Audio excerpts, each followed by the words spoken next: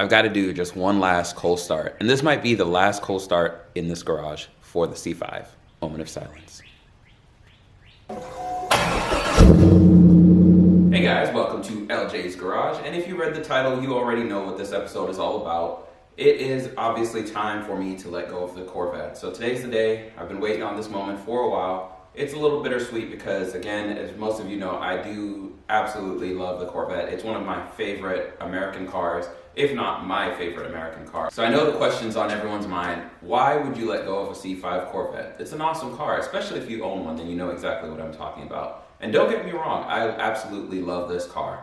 But there's a few reasons why I've decided to let go of the car, and I'm going to share those with you guys. I know for me personally, it just seems like the best thing for me to do and to set myself up for my next car that's going to take its spot. So I was getting ready to clean the car out, and then I was going through all the stuff. I found a lot of missing things that I've been looking for a long time. But for those of you that don't know, it's always important to keep one of these in your back seat. And also keep a baseball glove. Let's get started. The first thing is I've always felt that if you're going to keep a car in your garage, it's got to be something super awesome. And my goals for this C5 were to really do some crazy builds and have some fun. However, that didn't end up happening. So with that and it being automatic, I decided, why keep it in the garage?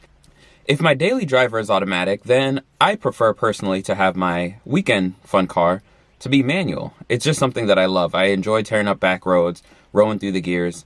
As cliche as it sounds, that's me. The next issue is this C5 is pretty much stock except for that axle back. And the boreless sounds really nice and everything. It's great. You don't really need a whole lot to make the 345 horsepower on the C5 fun. But I just felt like I wasn't really doing much with it. And so in order to spend and put money into this car for it being a 99, it just didn't really sound right to me. The other issue is that it's a 99, and honestly, putting more money into this car would be nice, but again, without that manual transmission, it wasn't actually worth it for me. And as fun as this car is stock, I feel like it's worth more stock than it is for me to dump more money into it and lose in the long run, as fun as this car can be, you know?